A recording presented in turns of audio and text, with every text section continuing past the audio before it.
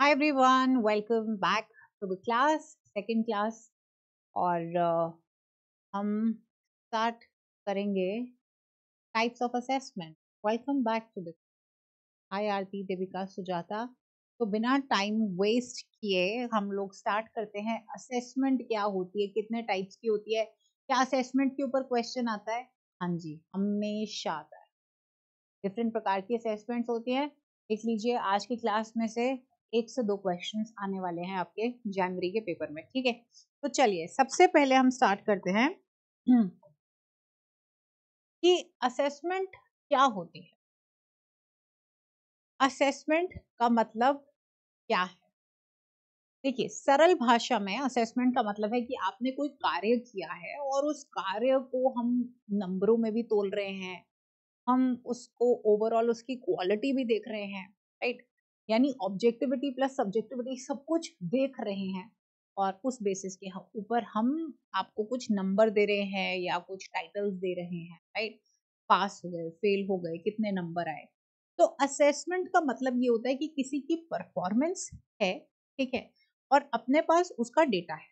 वो डेटा हो सकता है नंबरों में, हो सकता है कोई रिकॉर्डिंग हो, तो उसके बेसिस के ऊपर हम आपको इम्प्रूव करें, उसके बेसिस के ऊपर आपको पास फेल डिक्लेयर किया जाए, उसके बेसिस के ऊपर आगे कैसे पढ़ाना है ना? बच्चे ने सही पढ़ा या नहीं पढ़ा, बच्चे ने कौन सी चीज बहुत अच्छी पढ़ी, कौन सी चीज खराब रहेगी, इस बेसिस के ऊपर हम ये जानने के लिए हम करते हैं कौन कौन से रीजन है. पास फेल है, या कितना पढ़ लिया है कितनी प्रोफिशिएंसी है, कितनी नहीं है, क्या वीक पॉइंट है, क्या वीक पॉइंट नहीं है ना? तो क्योंकि देखो, अरे प्रोग्रेस अगर आपको चाहिए लाइफ के अंदर तो अपने वीक पॉइंट, स्ट्रॉन्ग पॉइंट सबको पता होने चाहिए. कुछ एरिया, कुछ आप पार करोगे, जैसे यूजीसी नेट पे अगर 55% नंबर है तभी आप अपियर हो सकते हो, नहीं तो नहीं अपियर हो सकते, राइट? तो ये क्या, ये क्राइटेरियाज है, ये असेसमेंट है. असेसमेंट आप तभी कर सकते हो जब आपके पास ऑब्जर्वेबल डेटा होगा. ठीक है, ऑब्जर्वेबल डेटा मतलब ऐसा नहीं है कि हवा के अंदर नहीं, आपके पास कोई डेटा होना चाहिए, आपके पास टेस्ट लिए होने चाहिए. तो यानी सब कुछ क्या होना चाहिए? ऑब्जर्वेबल. सपोज मैंने आपका टेस्ट लिया, उस टेस्ट के अंदर क्वेश्चन थे, आपके 8 करेक्ट हुए, 10. उसी प्रकार से अगर मैं आपकी देखना चाहती हूँ इंटरैक्टिव स्किल्स, तो ये तो हो गया क्वांटिटेटिव. ठीक है, मान के चलते हैं ये हो गया क्वांटिटी. अगर मैं आपको देखना चाहती हूँ कि आप क्लास के अंदर इंटरेक्शन कैसे करते हैं, राइट? तो क्या आप इंटरेक्शन करते हैं या आप इंटरेक्शन नहीं करते हैं, या अगर आप करते हैं तो बहुत अच्छी करते हैं या ठीक ठाक करते हैं. तो यहाँ पे मैं क्वालिटी भी देख रही हूँ.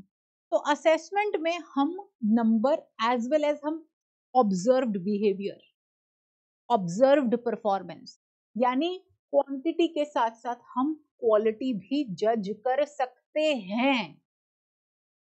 हमेशा जरूरी नहीं होगा कि होगा, लेकिन इसका जो मीनिंग है वो ये. ठीक है, क्यों करते हैं आपको मैंने रीजंस बता दिए हैं, बच्चों की इम्प्रूवमेंट के लिए, उनको आगे भेजने के लिए, स्ट्रॉन्ग वीक पॉइंट जानने के लिए. तो असेसमेंट क्या है कि आपके पास बच्चे की परफॉर्मेंस का डेटा है और आपने उसमें से कुछ मीनिंग निकालना है. वो मीनिंग क्या है आपको बता दिया है, डिपेंड करता है पर्पस के ऊपर. Alright, okay. और यहाँ पे हमें मेन जो फोकस होता है वो होता है कि हम इसलिए करते हैं, हम लर्नर को आगे बढ़ाना चाहते हैं, उसकी प्रोग्रेस करना चाहते हैं. और असेसमेंट बहुत तरह की होती है, वो आज मैं आपको करवाने वाली. ठीक है, नेचर क्या होता है भैया, लर्निंग के साथ जुड़ी हुई है, ऐसा कोई शौक वोंक नहीं है कि पर्पसलेस चीज है. प्रॉपर पर्पस होता है कि आपकी लर्निंग से लिंक्ड है, और जो भी आप कोर्स पढ़ रहे हो, है ना, उससे रिलेटेड ही होगी ना, कोर्स से रिलेटेड ही होगी. ऐसा तो नहीं है कि मैं पढ़ा रही हूँ रिसर्च और तुमसे क्वेश्चन पूछ लूँ इकोनॉमिक्स के. तो असेसमेंट का हमेशा पर्पस होगा, एक याद रखिए, लर्नर की लर्निंग के ऊपर, लर्निंग आउटकम्स के ऊपर. हमेशा याद रखो कि जो लर्निंग आउटकम है, जैसे अगर आप अभी पेपर दोगे, ठीक है, आप जेआरएफ हो गया आपका, तो वो लर्निंग आउटकम अचीव हो गया ना. अगर मैंने आज की क्लास आपको पढ़ाई, तो आज जो मैं पढ़ाना चाहती हूँ अगर आपको समझ में आ गया, तो मेरा लर्निंग आउटकम जो मैं स्टूडेंट से चाहती थी वो अचीव हो गया, ऑब्जेक्टिव्स अचीव हो गए, राइट? तो इससे पता चलता है कि आप यूनाइटेड वे में सिंक के अंदर काम कर रहे हो या नहीं. बच्चों की जो प्रोग्रेस है वो, उसके लिए हम बेसिकली चेक करते हैं बच्चों का लेवल क्या है.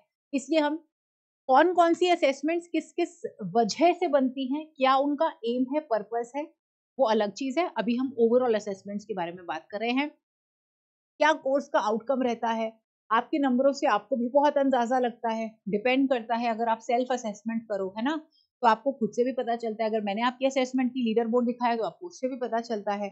और क्या क्या अप्रोचेज है, फॉर एग्जाम्पल मैं आपको आज इंटरेक्टिव मेथड से पढ़ाती हूँ और फिर मैं टेस्ट लेती हूँ, आपके 10 में से 5 क्वेश्चन सही होते हैं, ठीक है। अगले दिन मैं लेक्चर मेथड से पढ़ाती हूँ, मैं फिर से टेस्ट लेती हूँ, आपके 8 नंबर आ जाते हैं 10 में से। तो मैं ये मान के चलूंगी कि भैया इस क्लास के अंदर लेक्चर मेथड ज्यादा सूट कर रहा है। यस और नो? तो आपकी मैंने जजमेंट किया ना, आपका मैंने नंबर देखे, आप जिस तरह मेरे से इंटरेक्ट करते हो मैंने, और उस बेसिस के ऊपर मैंने डिसीजन मेकिंग किया कि कौन सी स्ट्रैटेजी इस्तेमाल होगी। तो ये होती है असेसमेंट की नेचर। फंक्शन क्या है? वही चीज है, मोस्ट इंपॉर्टेंट है कि हमें बच्चों के लिए रिजल्ट्स चाहिए, हमें बच्चों की परफॉर्मेंस अच्छी लेके आनी है। क्लोजली रिलेटेड यही है इम्प्रूवमेंट के ऊपर। ये देखिए, improving, improvement, improve in performance. Teacher assess करता है इंसिडेंसेस ये भी देखने के कि भाई प्रॉब्लम क्या है या कहाँ है प्रॉब्लम। रूट कॉज जानना जरूरी है ना। उस रूट को हटाओगे, अगर कोई नेगेटिव पॉइंट है तो उस रूट कॉज को आप रिमूव करोगे, उसी से ही चीजें आगे बढ़ेंगी, ठीक है। और अगर आपने रूट कॉज आइडेंटिफाई कर लिया है तो उसको एड्रेस करना, यानी हो सकता है आपको एक्स्ट्रा क्लासेस पढ़ानी पड़े, है ना, हो सकता है आपको एक नई टेक्निक डालनी पड़े, यानी रेमेडियल कोर्स की अगर जरूरत है तो हम प्रॉब्लम डेफिनेशन के बाद वो भी कर सकते हैं। और टीचर को ये बहुत मदद करता है कि उसको अपना कोर्स किस तरह चलाना है, ठीक है। किस तरह, जैसे फॉर एग्जाम्पल मैं देख रही हूँ कि स्टैट्स में ठीक ठाक कर रहे हैं, कई बच्चे खराब कर रहे हैं, चलो स्टैट्स की एक्स्ट्रा क्लास ले लो, है ना। मुझे ऐसा लगता है पेडागोजी इंपॉर्टेंट यूनिट है, होनी तो इनकी बाद में थी थर्ड से, लेकिन थर्ड से पहले कराओ। थर्ड से क्या पहले, 31st से पहले कराओ। ये मेरा पर्सपेक्टिव है कि मुझे मेरे स्टूडेंट्स को जो जो इंपॉर्टेंट चीज है मेरे को सिलेबस पहले फिनिश कर, राइट। जो रह गया इंपॉर्टेंट है उसकी रिकॉर्डिंग दे दो, लाइव क्लास। तो दिस इज हाउ मैं आपकी असेसमेंट करके चीजों को डिसाइड करती हूँ। मेरे हिसाब से ये चीज अच्छी है। तो असेसमेंट बहुत टीचर को भी मदद करती है अपना कोर्स डिजाइन करने के अंदर, कैसे उसको इम्प्रूवमेंट लानी है। तो it is good for both teacher also and students also. जैसे मैं क्या बोलती हूँ कि देखिए AIR 1 भी जो है वो भी हमारे से टचवुड पढ़ के निकले हैं, बहुत अच्छे ही, बहुत one of the brightest students I ever had. एक और थे सत्यव्रता करके, ईशानी करके, बहुत बच्चे हैं, ठीक है। और लेकिन अभी क्योंकि लेटेस्ट वो हैं, वो भी हमसे पढ़े हैं। और उनका उनका कोई, ये ऐसे नहीं कह सकते कि वो 2 महीने से, वो काफ़ी टाइम से हम अपने से पढ़ रहे थे, राइट? और वैसे भी कई बच्चे हैं जो नए हैं या जिन्होंने इतनी अच्छी पढ़ाई नहीं की, लेकिन वो प्रियंका मैम से पढ़े हैं, उनका JRF नहीं हुआ, सिर्फ नेट हुआ, या कईयों का नेट नहीं हुआ, राइट? तो एक टीचर है, मैं अपनी एक कॉमन स्ट्रैटेजी ही लगाती हूँ सबके लिए, ऐसा नहीं है कि कान में बोलती हूँ दीक्षिका के कुछ और जस्ट, और it depends upon individual differences. But teacher को बहुत मदद करता है असेसमेंट। अब ना assessment, as I told you, की पर्पस के हिसाब से अलग अलग तरह की होती है, ठीक है। अब हम करते हैं प्रोग्नोस्टिक असेसमेंट। क्या होता है प्रोग्नोस्टिक असेसमेंट का मतलब क्या है? देखिए, प्रोग्नोस्टिक असेसमेंट का मतलब है, एक सेकेंड, हाँ इसको चेंज करना है मेरे को थोड़ा सा। ये वाला कलर अच्छा है ना, ये लगा, ओके। तो प्रोग्नोस्टिक असेसमेंट का मतलब क्या है? प्रोग्नोस्टिक असेसमेंट का मतलब है कुछ फ्यूचर रिलेटेड आप डिसीजंस लेते हैं।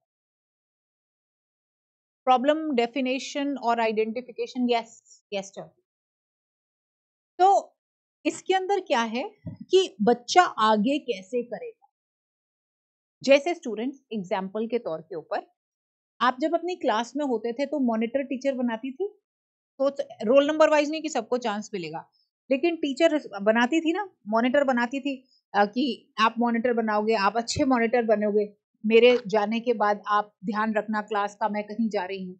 तो वो किस बेसिस पे मॉनिटर बनाती थी? अगर आप बायसनेस हटा दो तो वो उस बच्चे को मॉनिटर बनाती थी जो उसको लगता था कि हाँ स्ट्रॉन्ग पर्सनालिटी का है और रिस्पॉन्सिबिलिटी अच्छे से निभाएगा और डिसिप्लिन है। तो उसने क्या किया? अर्चना, मैं लास्ट में आपको क्वेश्चन आंसर करूं बेटा, लास्ट में मेरे को याद दिला देना बस, ठीक है। तो अब वो क्या था और जनरली टीचर सही भी होती थी कि टीचर ने आपकी नेचर जान ली, उसको पता है कौन सा शरारती है कौन सा शरारती नहीं है, ये बच्चा सही से कर प्रोग्नोस्टिक किया उसने। जो आपने देखा है कंपनियां होती हैं, कई आईआईटीज जब होते हैं, आईआईटी में जो 4th ईयर में होते हैं या आईआईएम्स के अंदर जो फाइनल ईयर के अंदर होते हैं, वहां पे कंपनीज जाती हैं, प्लेसमेंट ड्राइव्स होती हैं। वहां पे वो देखो आईआईटीएंस हर कंपनी में जो टॉप की कंपनी है, सपोज मैकेंसी है, ठीक है, आईआईएम अहमदाबाद में मैकेंसी कंपनी बहुत बड़ी कंपनी है फॉरेन की, ठीक है, वो लोग गए, right. For example Morgan, JP Morgan company है, बहुत बढ़िया, कभी सर्च करिएगा, अभी तो नहीं बोलूंगी, जेपी मॉर्गन गई। लेकिन वो उस बैच में से तो सारे माशाल्लाह बहुत इंटेलिजेंट है भैया, आईआईएम अहमदाबाद में सबसे बेस्ट इंस्टीट्यूट में पढ़ रहे हैं। लेकिन वो कुछ गिने चुने 3-4 लोगों को लेके जाते हैं, बाकियों को कहते हैं कि ठीक है पढ़े होगे तुम, हमारी कंपनी को तो तुम सूट नहीं कर। अब जेपी मॉर्गन कंपनी जो है उसका कुछ और एम ऑब्जेक्टिव है, मैकिंसी का कोई और है ना, टीसीएस मान के चलो, टाटा कंसल्टेंसी सर्विस ले लो, वो भी बैठे हैं वहां पे अपने ऑफिस लेके, तो वो इंटरव्यू देने हर इंसान चाहता है सिलेक्शन। आई थिंक किसी में था ना ये, आई थिंक कुछ पता नहीं कोई पिक्चर है उसमें भी दिखाया गया था। तो वो कुछ लोगों को लेके जाते हैं इंटरव्यू के बेसिस के ऊपर, हम आपको नौकरी दे रहे हैं, बाकियों को वो रिजेक्ट कर। तो प्रोग्नोस्टिक असेसमेंट ये है, आपकी एबिलिटी को देख के कोई फ्यूचर जज करता है कि कोई अगर मैकेंसी वाले आपको लेके जा रहे हैं, उनको लगता है कि आपके अंदर वो एप्टीट्यूड है, आपके अंदर काबिलियत है और आप उनकी कंपनी में अच्छा करोगे। यही कोई और लोग आ रहे हैं, वो उनसे प्रश्न पूछ रहे हैं, वो जज कर रहे हैं कि नहीं ये हमारी कंपनी के काम नहीं आए, उसको जेपी मॉर्गन ले जाएगी। अच्छा जेपी मॉर्गन ने भी नहीं किया, विप्रो ले जाएगी, तो इसको सूट करेगा वो। ये होता है प्रोग्नोस्टिक, ठीक है। और ये बहुत बहुत चैलेंजिंग होता है, सभी असेसमेंट्स में से ये सबसे ज्यादा चैलेंजिंग होता है, क्योंकि बड़े बड़े लोग खराब जजमेंट्स कर जाते हैं। जैसे आईएएस आईपीएस ऑफिसर्स होते हैं ना, तो देखो जिस इंसान ने मेंस क्रैक कर लिया, सीसैट क्रैक कर लिया, वो कितना नॉलेजेबल होगा। मतलब सब आपको पता है ना, सीसैट होता है पेपर, फिर मेन पेपर होता है, फिर यूपीएससी में फिर आप इंटरव्यू पे पहुंचते हो। तो मेन कितने लोग क्रैक कर लेते हैं, इंटरव्यू में कुछ ही लोग सिलेक्ट होते हैं। इंटरव्यू पैनल डिसाइड करता है, और वो कभी भी आपसे सब्जेक्ट रिलेटेड क्वेश्चंस नहीं पूछते, वो जनरल क्वेश्चंस पूछते हैं कि कैसे आप आईपीएस हो तो किस तरह के क्वेश्चंस, है ना, आईएएस की क्या डिफरेंट फंक्शंस होते हैं। तो again they are judging you.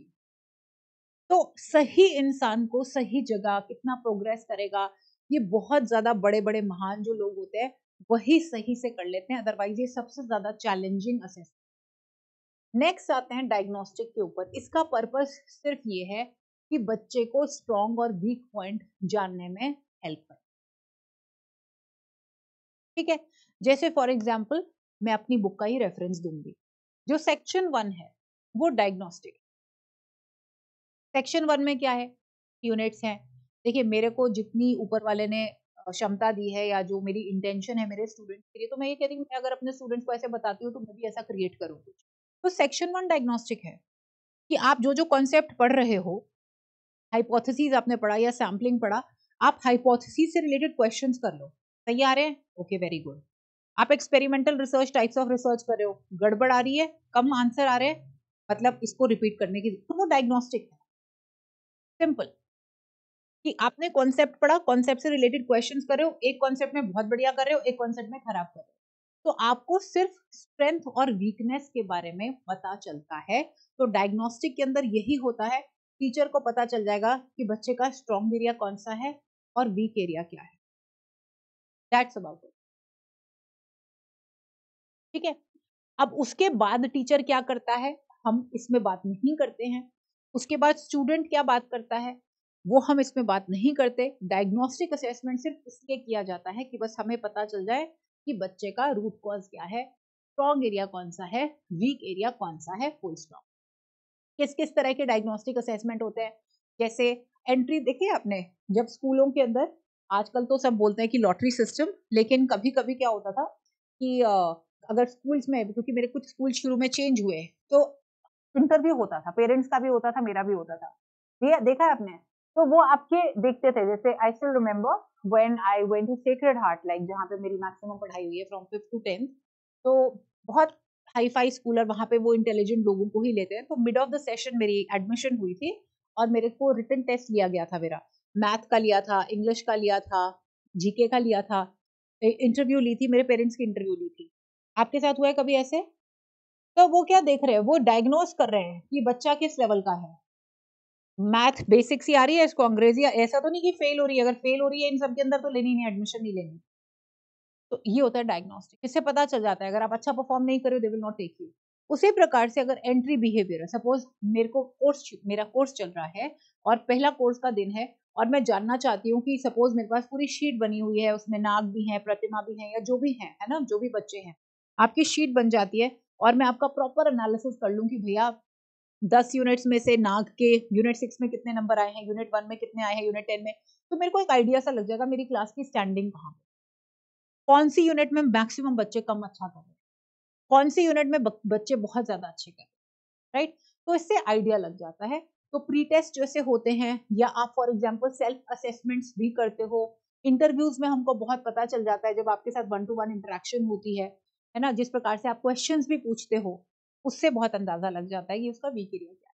ठीक है, एक इंटेलिजेंट बच्चा क्वेश्चन अगर पूछ रहा है अटेंशन सीकिंग के लिए नहीं, वाकई में जानने के लिए, तो आपको पता लग जाएगा कि ही और she is trying to strengthen the weak area, ये इसका वीक एरिया है एंड ही और शी इज ट्राइंग टू, तो बहुत आइडिया। नेक्स्ट आते हैं फॉर्मेटिव के ऊपर, कि कुछ कीवर्ड्स हैं, बहुत ध्यान से सुनना, ठीक है। फॉर्मेटिव का ना जो 2 कीवर्ड्स हैं वो है फीडबैक, कि आप टेस्ट ले रहे हो और वो उसका पर्पस क्या है, उसका पर्पस है कि आपको फीडबैक देना है, किस चीज के लिए फीडबैक देना है, ताकि बच्चा इम्प्रूव कर सके, बच्चे की परफॉर्मेंस जो है वो इम्प्रूवमेंट लानी है। तो चलो अब मैं आपको एक और चीज बताती हूँ, डायग्नोस्टिक असेसमेंट जो है वही है, फॉर्मेटिव आप तब कर सकते हो, डायग्नोस्टिक इसका पार्ट होता है, ठीक है। फॉर्मेटिव मतलब आपने टेस्ट लिया, आप इंप्रूवमेंट करो, ये बड़ा सर्कल है, इसका छोटा सर्कल होता है डायग्नोस्टिक। अगर आप सिर्फ डायग्नोस्टिक कर रहे हो, ठीक है, इसके अंदर ये सर्कल है, दैट्स अबाउट इट। लेकिन अगर आप फॉर्मेटिव असेसमेंट करना चाहते हो, तो जाहिर सी बात है ना, फीडबैक किसके ऊपर दोगे, पहले तो आपने टेस्ट किया होगा, है ना, टेस्ट किया, टेस्ट से आपको पता चला कि बच्चे का स्ट्रॉन्ग एरिया क्या है या बच्चे का वीक एरिया क्या है, उसी के बेसिस के ऊपर ही तो तुम उसको फीडबैक दोगे। तो ये फॉर्मेटिव, देखिए फॉर्मेटिव के अंदर डायग्नोस्टिक आता है, ठीक है, कंफ्यूजन नहीं होनी चाहिए, डायग्नोस्टिक अकेला उतना ही, फॉर्मेटिव कर ही तभी सकते हो जब आपने बच्चे को डायग्नोस किया है और आपका पर्पस ही यही है कि आपने बच्चे को आगे लेके जाना है, इम्प्रूवमेंट उसकी करानी है। किस प्रकार से आप फॉर्मेटिव असेसमेंट कर सकते हो, जैसे मैं हूँ, मैं ऑब्जर्वेशन में बहुत विश्वास रखती हूँ, और मैं इसीलिए आपको कहती हूँ कि इंटरेक्ट किया करो, ज्यादा से ज्यादा इंटरेक्ट किया करो, नए हो तो भी इंटरेक्ट करो, so that I get to know you people through your questions, through you know, like for example Archana, I still remember कि अर्चना का फर्स्ट डे जो था वो कैसा था, बुशरा इज नॉट, बुशरा जो है लगी हुई है वो इस टाइम पे क्वेश्चंस अटेम्प्ट करने, right? I still remember her first day. I still remember Anurag's first day, right? ये बच्चे वो हैं जो बहुत ज्यादा इंटरेक्ट कर, right, Khushi is there, right, Sujata is there, Deepshikha is there, ये लोग अब करना शुरू है, Bharati I think for the first time और the second time she start. तो ऑब्जर्वेशंस टीचर को बहुत मदद करते, बहुत ज्यादा मदद करते। मुझे पता है भारती ने किस प्रकार के क्वेश्चन पूछे, मुझे पता है जसवंती मेहनत करती है, ठीक है, मुझे पता है प्रतिमा की लाइफ में क्या चल रहा है, वो फिर भी कितना एफर्ट डाल रही है, कहाँ कहाँ हॉस्पिटल में गई है तो भी वो क्लास देख रही है। तो ऑब्जर्वेशन से बहुत कुछ पता, और कई ऐसे हैं जो 10 दिन के बाद आएंगे, कुछ क्वेश्चन पूछेंगे फिर गायब हो जाएंगे। तो थ्रू ऑब्जर्वेशन मुझे पता लग जाता है, टीचर्स को, सभी टीचर्स को पता लग जाता है। अगर आपको होमवर्क दिया जाता है, मैं तो बहुत क्लियर हूँ, मैं तो यूट्यूब क्लासेस में जो बोलती हूँ, क्लास आपका होमवर्क ये है, 150 बच्चा लाइव कितने बच्चे कमेंट करते हैं, मैंने तो सबको बोला है ना, मैंने अगर 150 की क्लास लाइव है और मैं बोलती हूँ कि चलो ये मैराथन में पढ़ा रही हूँ, ये जरा फाइंड आउट करके मुझे कमेंट में बताना, तो जो बच्चे कमेंट में आंसर कर रहे हैं, मुझे मेरा ध्यान है उनके ऊपर, मैं पढ़ती हूँ वो, मुझे बच्चे की असेसमेंट हो जाती है। और कौन है जो चैट में बहुत एक्टिव रहते हैं लेकिन होमवर्क का आंसर नहीं करते, मेरी उससे भी ऑब्जर्वेशन हो रही है। तो ये होमवर्क फॉर एग्जाम्पल, उसी प्रकार से आपके जो ऑफलाइन क्लासरूम होते हैं वहां पे टीचर्स करते हैं, रिफ्लेक्टिव जर्नल्स मेंटेन करना रिफ्लेक्टिव जर्नल बहुत इंपॉर्टेंट होता है, टीचर क्लास के बाद उसको पता होना चाहिए कि कौन से बच्चे किस तरह के क्वेश्चंस पूछ रहे हैं, क्या पढ़ाई हो रही है, तो जिस हिसाब से मैं ऑब्जेक्टिव्स चाहती थी वो लर्निंग आउटकम्स मीट हो रहे हैं या नहीं हो रहे हैं, तो डायरी मेंटेन होनी चाहिए, ठीक है। मेरी क्लास में लीडर बोर्ड में मैं कमेंट्स देती रहती हूँ, अरे तुमको अनुपा है, Anupa you can do better, for example मैंने बोला है ना, Pratima you can move up the ladder, yes, Anchal is there, Anchal is also doing lot of good work, right, you can move up, तो इट्स हेल्पिंग। रिफ्लेक्टिव जर्नल वो भी है। तो क्या अब आप बोलोगे कि मैम आपके पास मेंटेन्ड होता है? मैं तो करती हूँ, मेरी टीम भी करती है, राइट। हम आपको नहीं बताते, अलग बात है, लेकिन हमारे को तो ये भी पता है कि कौन से स्टूडेंट का जब वो मॉक करता है, कौन से यूनिट के अंदर कम नंबर आते हैं, किसमें ज्यादा आते हैं, क्या वो कितना टाइम लेते हैं, ये सारा डेटा होता है। And do you say ma'am do you go through? Not every day but once in a, because I do not want to be judgemental,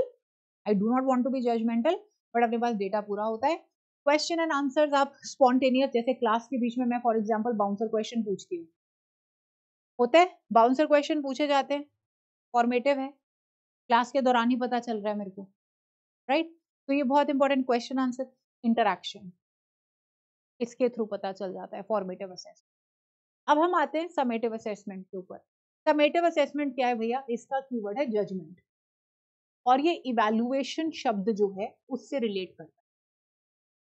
तो ये अब आप ना, आपको मैं इवैल्यूएशन और असेसमेंट का डिफरेंस भी बता दूंगी।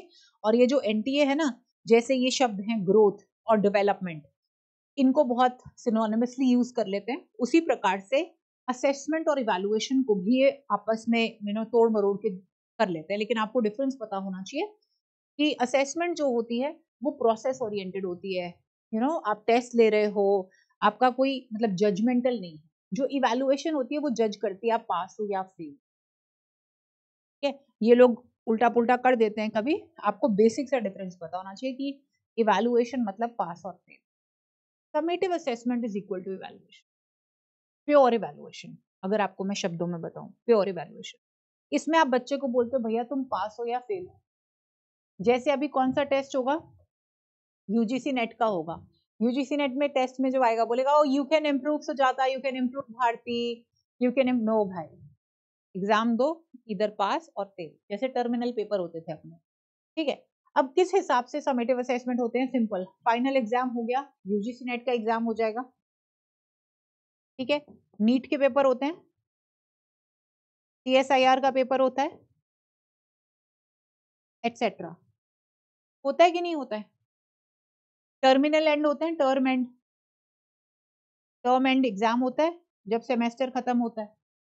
ये सारा का आप बाद में देविका भी उसके ऊपर आएंगे, बाद में, अभी तो तुम बहुत आगे बढ़ रहे हो भैया, जंप मत करो। जो घोड़ा होता है ना, घोड़ा, हमेशा याद रखिए हर यूनिट जो होती है वो शुरू होती है चलने से, ठीक है। जब घोड़ा जो है वो चलता है पहले, जब आप हॉर्स राइडर बनते हो, फिर धीरे धीरे आप थॉरट बोलते हैं, मतलब थोड़ा थोड़ा वो तेज चलना शुरू होता है, ठीक है। फिर आप उसको गैलप कराते हो, तेज वाला। तो अभी आप गैलप पे मत जाओ सीधा, होलिस्टिक डेवलप, देविका धीरे धीरे धीरे, अभी तो घोड़ा शुरू हुआ है ना, अभी दूसरी क्लास है, तो धीरे धीरे उस पर हम आएंगे, तीसरी चौथी क्लास में वो कवर होगा। तो इप्सेटिव असेसमेंट आती है नेक्स्ट। समेटिव समझ में आ गया ना सबको, टर्म एंड। अब ये इप्सेटिव असेसमेंट क्या है? इप्सेटिव असेसमेंट मतलब जो स्टूडेंट है उसके पुराने काम किए हुए हैं, वो प्रोजेक्ट हो सकता है, वो उसने कोई एस्से लिखा हो सकता है, काम किया है, कोई डांस कॉम्पिटिशन, कुछ भी है, उसकी पुरानी अचीवमेंट्स के बेसिस के ऊपर आप उसको असेस कर रहे हो। फॉर एग्जाम्पल यूनिवर्सिटी है, मैं डिपार्टमेंट में, आप लोग एडमिशन लेना चाहते हो, मेरे पास 10 एडमिशन है, फॉर एग्जाम्पल 10 सीटें हैं, आप लोग देते हो, तो सपोज मैं आपके नंबरों के आधार के ऊपर आपको एडमिशन दूं कि जो सबसे टॉप के 10 स्कोरर्स हैं वही मेरे में आएंगे, क्योंकि वही काबिल है। तो मैंने आपके पास्ट अचीवमेंट्स या पास्ट परफॉर्मेंसेस के बेसिस के ऊपर आपको जज किया, ये होती है एप्सेटिव। सिंपल, बिल्कुल सरल शब्दों में बता रही हूँ। Individuals are compared depending upon their previous experiences, compare किया जाता है। और उसके बाद ये एजुकेशनल सेटिंग्स में, जैसे मैंने आपको बोला एडमिशंस के अंदर, जो कॉलेज एडमिशंस है, ठीक है, उसके अंदर बहुत ज्यादा रोल प्ले करता है, राइट। नॉट सीयूईटी, सीयूईटी की बात नहीं कर रही मैं, सीयूईटी कॉमन यूनिवर्सिटी एंट्रेंसेस नहीं, वो नहीं, जो जनरल एडमिशन होती हैं कॉलेज में, स्कूलों के अंदर, वो उसके ऊपर डिपेंड करता है, राइट। इससे भी आपको पता चल जाता है कि अगर रिपोर्ट कार्ड आ रहा है मेरे पास किसी का, तो अगर तीनों टर्म्स के अंदर मैथ में कमजोर है बच्चा, तो पता चल गया बच्चा कमजोर है। अंग्रेजी में बहुत बढ़िया है, बहुत बढ़िया है, को करिकुलर एक्टिविटीज में बहुत बढ़िया है, स्पोर्ट्स में बहुत बढ़िया है। तो इससे आपको आइडिया लग जाता है। मैम हाफ ईयरली एग्जाम किसमें आएगा? सेमेस्टर, जहाँ पे भी आप लोग, आपकी सप्ली आ सकती है, सप्ली कहते हैं ना इसको, सप्ली आती है तो वो समेटिव है ना। हाफ ईयरली एग्जाम जैसे सेमेस्टर एग्जाम होता है, फर्स्ट सेमेस्टर सेकंड सेमेस्टर, अगर आप फर्स्ट सेमेस्टर में 2-3 सब्जेक्ट्स में फेल हो जाते हो, आपको बोलते हैं भैया सेकंड सेमेस्टर में आ जाओ, है ना, लेकिन जिसमें फेल हुआ वो क्लियर करना पड़ेगा। तो उन्होंने जजमेंट दे दी ना कि तुमने फेल हो, दोबारा करना पड़ेगा, भेज तो रहे हैं ताकि तुम्हारा समय ना बर्बाद हो। समेटिव है। Are you good Shilpa?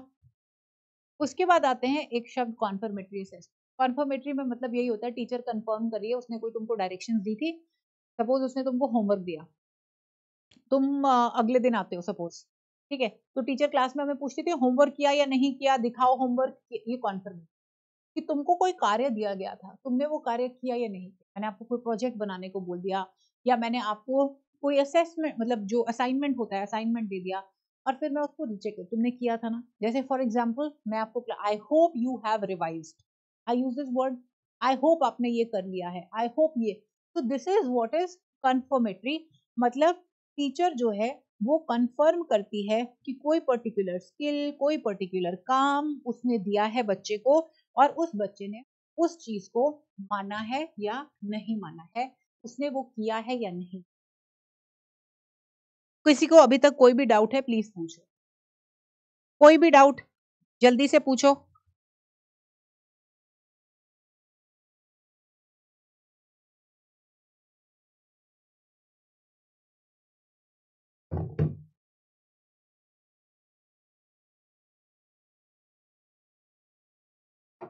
Are we good? Shall we move forward? Okay, alright.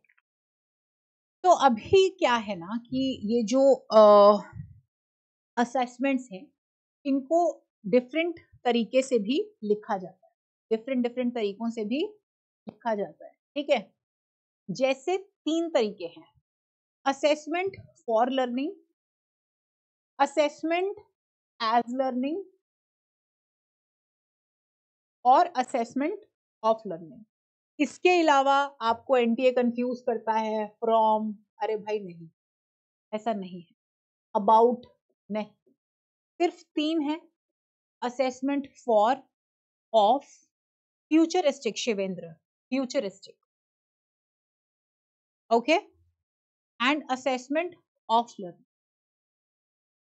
Assessment for learning को कहीं ना कहीं आप डायग्नोस्टिक बोल सकते हो, फॉर्मेटिव बोल, जैसे मैंने आपको क्या बोला कि डायग्नोस्टिक अकेला अगर आप कर रहे हो तो अकेला है, लेकिन अगर आपने फॉर्मेटिव बोला तो आप डायग्नोस करके ही कर पाओ,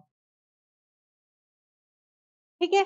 तो असेसमेंट फॉर लर्निंग का मतलब है, जैसे मैं हम बोलते हैं research proposal, PhD research proposal, कि भाई हम कर लें या नहीं कर लें। मैरिज प्रपोजल आप सामने रखते हो कि सामने वाला एक्सेप्ट करता है, कोई पर्पस है ना, मैरिज प्रपोजल है तो मैरिज है, रिसर्च प्रपोजल है तो रिसर्च है, फॉर करने के लिए, लर्निंग करने के लिए, यहाँ पे फॉर का मतलब ये है। तो लर्निंग करने के लिए हमें एडवांस में पता होना चाहिए, प्लानिंग पता होनी चाहिए। प्लानिंग आप तभी कर पाओगे ना जब बच्चों का लेवल पता है। फॉर एग्जाम्पल मुझे स्टैट्स पढ़ानी है, अगर मुझे पता चल जाए कि बच्चों को पूरा पता है भैया पैरामीट्रिक क्या है, नॉन पैरामीट्रिक क्या है, मैं सीधा एनोवा पे पढ़ाऊंगी। सही है, सही है। अगर मेरे को पढ़ाना है एनोवा विनोवा और मैं टेस्ट ले रही हूँ और बच्चा मीन मीडियन ही नहीं बता रहा, तो मुझे पूरा प्लान चेंज करना पड़ेगा। तो कहीं ना कहीं मुझे लर्निंग करने के लिए डायग्नोस्टिक करना बहुत जरूरी, ठीक है। और ये इंश्योर करता है, हमें पता चलता है कि बच्चे की प्रीवियस नॉलेज क्या है, अगर आपने कोई फिलोसफी आइडियोलॉजी जैसी चीज है तो बच्चे का परसेप्शन क्या है, क्या उसको सही पता है, क्या उसको गलत पता है, ये टीचर को जानना बहुत जरूरी होता है। जैसे कि प्रीवियस नॉलेज टेस्टिंग होती है, हम पीकेटी क्यों करते हैं, प्रीवियस नॉलेज टेस्टिंग हम क्यों करते हैं, कि हम उसी के बेसिस के ऊपर आगे की पढ़ाई कर पाएंगे। नेक्स्ट आता है असेसमेंट एज लर्निंग, इसका मतलब होता है क्लास चल रही है ड्यूरिंग, ठीक है, ये क्या है? लर्निंग के लिए, करने के लिए, लर्निंग करने के लिए, ठीक है। ये क्या है? लर्निंग करते वक्त, ड्यूरिंग, लर्निंग करते वक्त। अब हिंदी में मुझे वक्त लिखना तो आता है, बट पता नहीं स्पेलिंग सही है या नहीं, इसलिए मैं चांस नहीं ले रही हूँ, ऐसे तो मेरे को ट्रोल कर दोगे, है ना, मेरी हिंदी की वजह। तो क्लास में लर्निंग हो रही है, या आपने कोर्स के अंदर एंट्री ले ली है, और कोर्स के दौरान मैं आपको जो चेक कर रही हूँ वो होती है असेसमेंट एज लर्निंग। तो ऑब्वियसली इसके अंदर मैं आपको फीडबैक देती हूँ, डायग्नोस कर रही हूँ, राइट, और ऑब्वियसली फॉर्मेटिव भी है, यस और नो।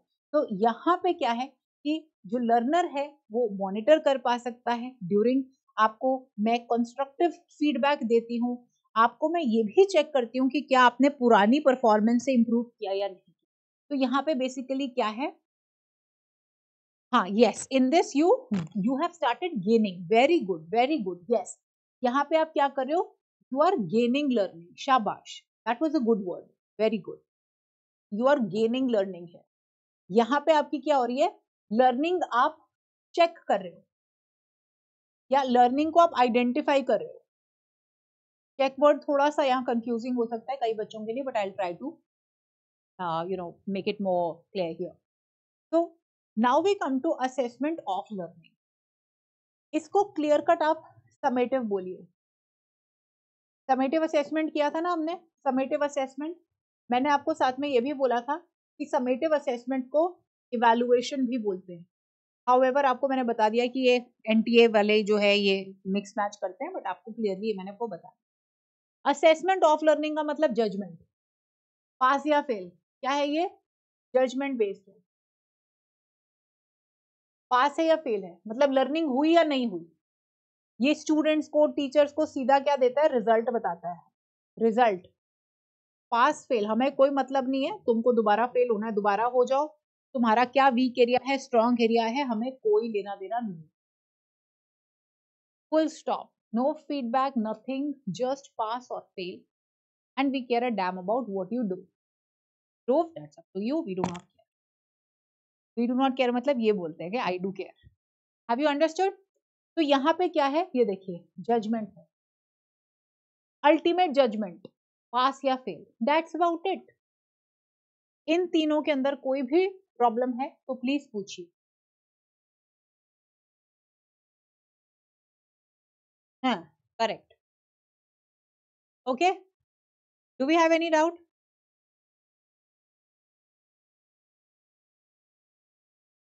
ओके, अब एक बहुत ही इंपॉर्टेंट टॉपिक आता है, वो भी आता है टाइप्स ऑफ असेसमेंट, लेकिन ये टेक्निक बिल्कुल अलग। याद रखिए, बच्चे ना कंफ्यूज हो जाते हैं कभी कभी, क्योंकि है ही काम ऐसे, फॉर्मेटिव हो गया, समेटिव हो गया, राइट। तो याद रखो, तीन मेन असेसमेंट्स है, डायग्नोस्टिक, फॉर्मेटिव और समेटिव, है ना। बाकी सारे लूज टर्मिनोलॉजी है, कंफर्मेटरी असेसमेंट हो गया, इप्सेटिव असेसमेंट हो गया ना, ये सारी की सारी क्या है, ये लूज टर्म्स होती है, ठीक है। उसके बाद ये जो assessment for learning as learning of, very important, ये इंडिया के जितने भी एनसीटी के डॉक्यूमेंट्स हैं या एनसीएफएससी का डॉक्यूमेंट है, इसमें ये शब्द यूज होते हैं, ये 6 शब्द, assessment of learning, for learning, as learning, formative, diagnostic, summative. और फॉर्मेटिव और समेटिव सबसे ज्यादा इस्तेमाल, फोकस किस पे ज्यादा रहता है?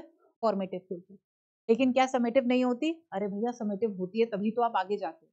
तो फॉर्मेटिव होते रहनी चाहिए, समेटिव से पता चलता है आगे जाना है या नहीं जाना है, और फॉर एज, इसको भूलना नहीं। अब क्या है ना, जो एग्जाम्स होते हैं, एग्जाम्स की नेचर आइडेंटिफाई दो तरीके से होती है, ठीक है। अभी अब आप भूल जाओ, क्योंकि कई एग्जाम हैं जो फॉर्मेटिव होके मैं आपको बताऊंगी, वो क्राइटेरिया के अंदर भी आते हैं, कई समेटिव हैं जो नॉर्म के अंदर भी आएंगे, क्राइटेरिया के अंदर भी आएंगे, ठीक है। Have you understand? हाँ, बिल्कुल बिल्कुल दीक्षिता, बिल्कुल, ठीक है। तो अब base upon your exam, nature of exam, अभी तक तो हम स्टूडेंट के ऊपर फोकस कर रहे थे, अब नेचर ऑफ एग्जाम के बेसिस के ऊपर ना टेस्ट होती है, क्राइटेरिया रेफरेंस टेस्ट भी आप इसको बोलते हो, या असेसमेंट टेस्ट मैं बोल देती हूँ क्योंकि बच्चे को आसान होता है। अब क्राइटेरिया, हाँ जी प्रतिभा, बिल्कुल एज और फॉर में फॉर्मेटिव होता है, ठीक है। ठीक है। तो अब क्राइटेरिया रेफरेंस क्या होता है? देखिए, क्राइटेरिया रेफरेंस असेसमेंट में ना प्री डिटरमाइंड स्टैंडर्ड होता है।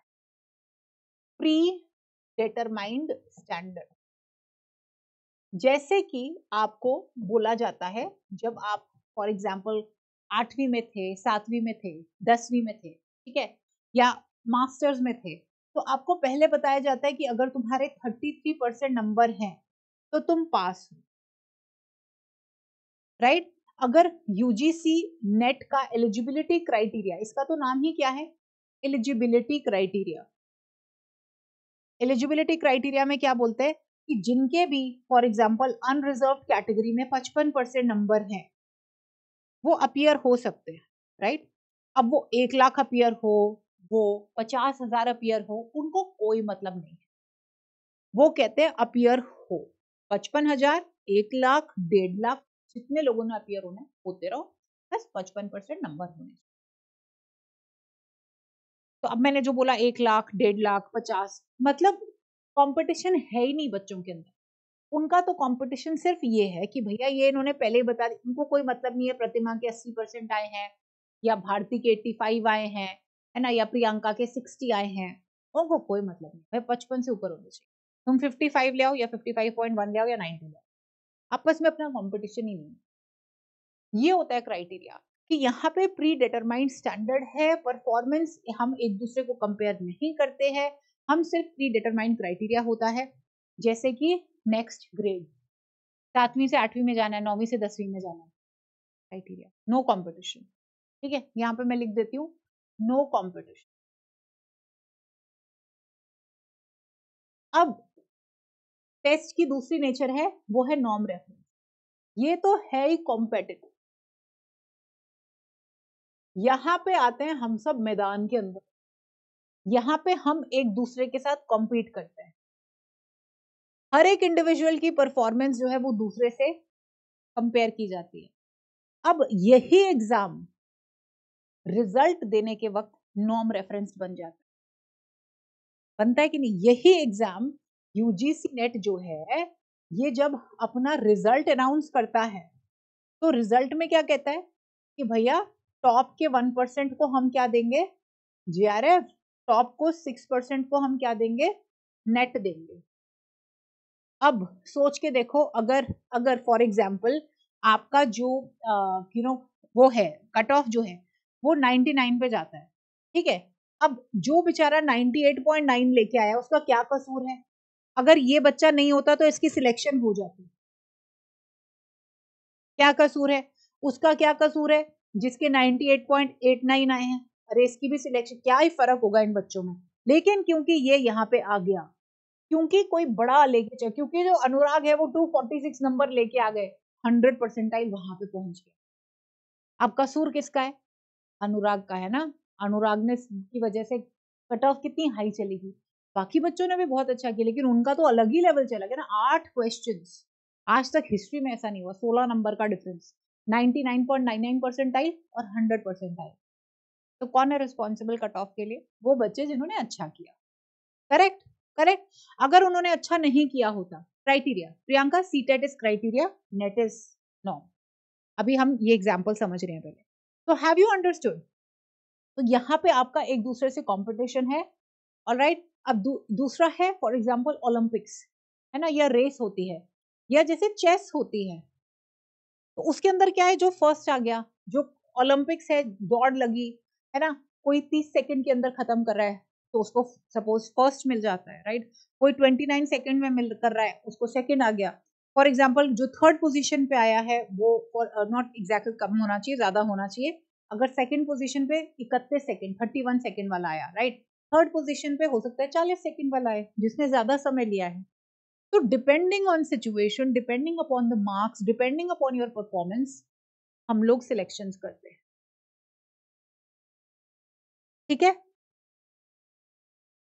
हैव यू अंडरस्टूड और नो? तो this is competitive in nature, this is not competitive in nature. Pre determined standard है, तो भैया यहाँ पे कोई प्री डिटरमाइंड स्टैंडर्ड नहीं है कि आपको 300 में से 300 लाने हैं या 200 लाने हैं, नहीं, वो शुरू में था एलिजिबिलिटी नाम, यहाँ पे कॉम्पिटिशन। That's about it. जैसे नीट का एग्जाम हो गया, नेट का हो गया, CSIR का हो गया, ठीक है, ये हो गए, JEE का एग्जाम हो गया, लिमिटेड सीट्स। तो जो अच्छा करेगा, ठीक है, और जो रह गया वो, दैट्स अबाउट इट। क्या मुश्किल था आज की क्लास में? किसी के कोई भी क्वेश्चन है पूछो। तो आज हमने किया है टाइप्स ऑफ असेसमेंट, ठीक है, बहुत बहुत इंपॉर्टेंट है क्योंकि आपको बोला 1 से 2 क्वेश्चंस आज की क्लास में से पूछे जाएंगे, जिसके अंदर आपको norm referenced versus criteria referenced हमने किया है, ठीक है। इसके अलावा हमने 3 चीजें और सीखी हैं जो कि डायग्नोस्टिक, फॉर्मेटिव और समेटिव से ही रिलेटेड हैं। Assessment for, as, and, of learning. इसके अलावा हमने क्या किया है? हमने सीखा है फॉर्मेटिव असेसमेंट क्या होती है, हमने सीखा है समेटिव क्या होती है, और हमने सीखा है डायग्नोस्टिक क्या होती है। ये 3 तरह की हैं मेन, और इनको दिया किसने था? They were given by Scriven, given by Michael Scriven, ठीक है। इसके अलावा हमने कुछ क्या कहते हैं ओपन टर्मिनोलॉजीज की हैं जो कभी कभी पूछी जाती है। वो कौन सी है? वो कौन सी है? इसके अलावा हमने की है इप्सेटिव, कॉन्फर्मेटरी, और हमने की है कौन सी? इप्सेटिव प्रोग्नोस्टिक।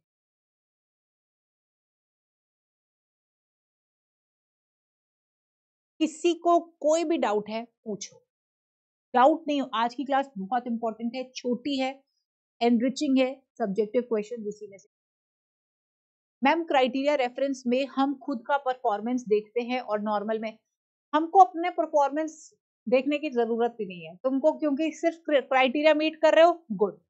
देखना है तो देखते रहो, किसने कोई किसी को रोका थोड़ी ना। जो हम तो ये करेंगे कि इसका मतलब क्या होता है, तो इसका मतलब ये है कि आप बस स्टैंडर्ड से मीट करो, बाकी दूसरों का देखना है तो देखते रहो, है ना। जैसे हम लोगों के like touch wood, my parents have never compared, but हाँ दूसरों के जरूर मैंने नहीं, एक लड़की थी जिससे मम्मी मेरे को कंपेयर करती थी, वो उन्हीं की कुलीग की बेटी थी। तो जीना हराम करके रखा हुआ था मेरा, सच में। फर्स्ट आती थी हमेशा, और कुछ नहीं आता था उनको, बस फर्स्ट आती थी। और क्लास टेस्ट होते तो मैं घर में नहीं बताती थी, वो बता देती थी, जो बहुत अच्छा स्कोर करती थी, उसकी वजह से मेरी भी अच्छी खासी मेरे को डांट पड़ती थी।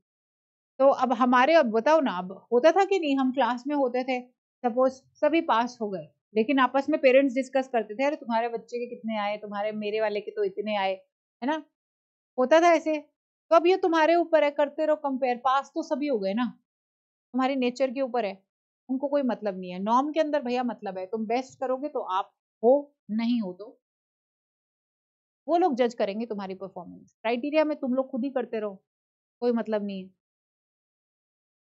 हमारे यहाँ भी किया जाता है अभी भी। मैं, मेरे साथ तो एक ही, वो जैस्मिन थिंड था उसका नाम, और वो एक ही बच्चा था जो, बच्चा क्या थी मतलब, मेरे क्लासमेट ही थी वो।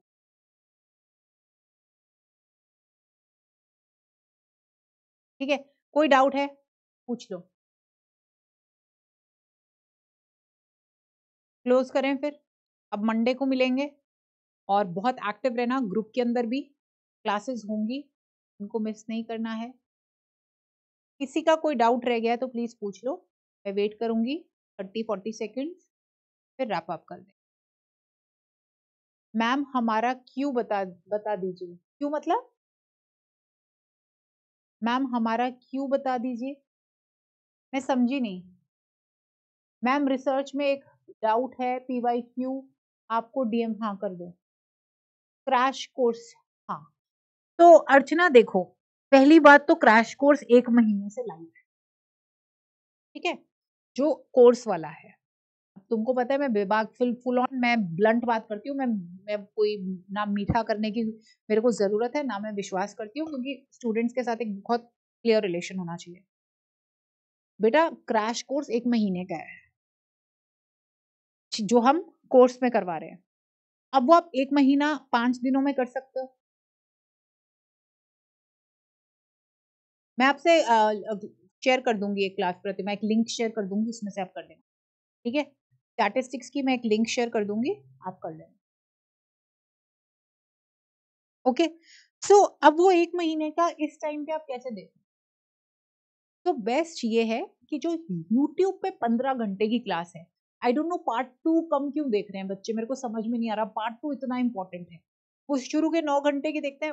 अब जो 15 घंटे का जो तुम्हारा क्रैश कोर्स है 15 आवर्स का, ये ना मतलब ये अमृत है जो यूट्यूब पे अवेलेबल है, क्योंकि इसके अंदर मैंने क्या किया है, 10 यूनिट्स को, 10 यूनिट का हर कॉन्सेप्ट, एवरी कॉन्सेप्ट, और वो भी सीक्वेंस में, एवरी टॉपिक, एवरी कॉन्सेप्ट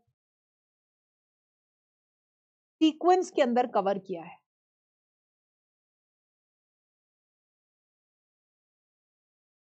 तो हाँ अर्चना, पार्ट 1 और पार्ट 2, ठीक है, हम लाइव स्ट्रीमिंग नहीं करते, इसलिए आप ब्रेक, क्योंकि 12 घंटे से ऊपर रिकॉर्डेड क्लास नहीं जाती, लाइव क्लास चली जाती है, रिकॉर्डेड नहीं जाती है। पार्ट 1 9 घंटे का है, पार्ट 2 6 घंटे समथिंग का है, इसी को देखो, पूरा देखो बैठ के, और फिर क्वेश्चंस, क्योंकि जो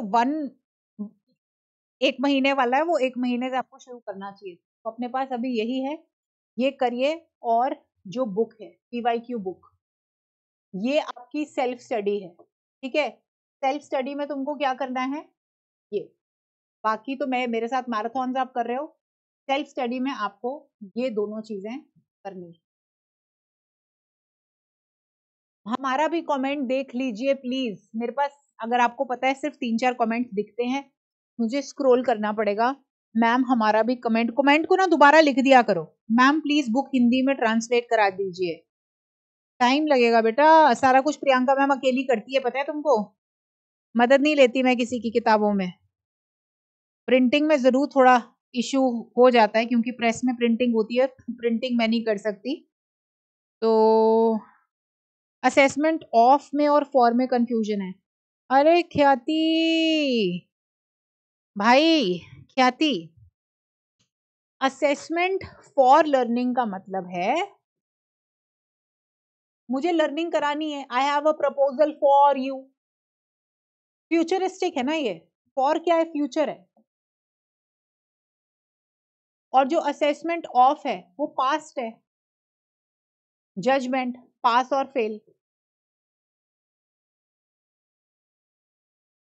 हो गया, लर्निंग हो गई, हो चुका है।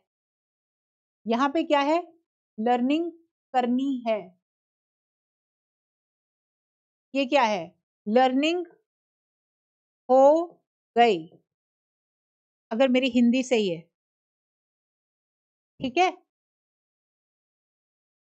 सुधाकर, मैं कोशिश, समय लगेगा, मैं तो यही मानती हूँ कि सभी लोग लक्ष्मी प्रिया का पॉडकास्ट देखिए, नॉट पॉडकास्ट एग्जैक्टली टॉक देखिए, उन्होंने हिंदी के बच्चों को ही एड्रेस किया है, मैं समझ सकती हूँ। मैं सुधाकर अपनी मम्मी का एग्जाम्पल हमेशा देती हूँ कि मम्मी मेरी प्रोफेसर हैं हिस्ट्री की, अब रिटायर्ड है, वॉलंटरी रिटायरमेंट किया उन्होंने, और वो 6th या 8th क्लास तक उनका पंजाबी मीडियम था, हिंदी भी उनको ज्यादा नहीं आती थी, उनके घर में सिर्फ पंजाबी बोली जाती थी। उन्होंने अपने आप को चैलेंज किया था, और पंजाबी मीडियम की थी, और उन्होंने जो अपने एमए है, मास्टर्स, वो इंग्लिश में किया, मतलब हिस्ट्री को अंग्रेजी मीडियम के अंदर पढ़ा था उन्होंने, ठीक है। तो बताया उन्होंने कि पहले हमको रट्टे लगाने पर, दिस वाज अ लैंग्वेज, कि मैं एक तरफ पंजाबी पढ़ रखती थी, एक तरफ इंग्लिश रखती थी, और क्योंकि लाइफ में हर तरह के लोगों के साथ आप डील करोगे, अगर प्रोफेसर बनना है तो आपको सब लैंग्वेज आना चाहिए, बच्चे नहीं तो आपको जज करेंगे, बच्चे आपकी इज्जत नहीं करेंगे, तो आपको हिंदी, इंग्लिश, रीजनल लैंग्वेजेस सीखनी पड़ेंगी। तो उन्होंने खुद इंग्लिश मीडियम लेके हिस्ट्री में गोल्ड मेडल लिया है पटियाला पंजाबी यूनिवर्सिटी। तो मेरे लिए तो वही सीख है कि लैंग्वेज मेरे लिए, मेरे स्टूडेंट सीखें, आज से 5 साल पहले वाले मेरे वीडियोस देखिए, आप पहचानेंगे नहीं ये प्रियंका मैम कौन सी प्रियंका मैम है, जो एक शब्द हिंदी का नहीं बोल सकती, इंग्लिश का फ्लो ही अलग है अभी। तो अगर मैं सीख रही हूँ, आप भी सीखिए सुधाकर, क्योंकि अगर मैं आपको इस टाइम पे गवर्नमेंट जॉब दे दूं दिल्ली यूनिवर्सिटी में, तो वहां तो अंग्रेजी बोलनी पड़ेगी। हाँ, करिए। आपके पास टाइम से ओके सुधाकर, ठीक है? तो हमको मिलके सीखना है। मैम बुक अभी ऑर्डर किया, मॉक टेस्ट आपकी कॉन्सेप्ट बुक से प्रैक्टिस कर। Okay, done, done, done, done, done, done. मैं आपको एक मॉक करवाऊँगी, चिंता मत करो, अभी मैंने वो टाइम टेबल में आप ही लोगों को बता रही हूँ।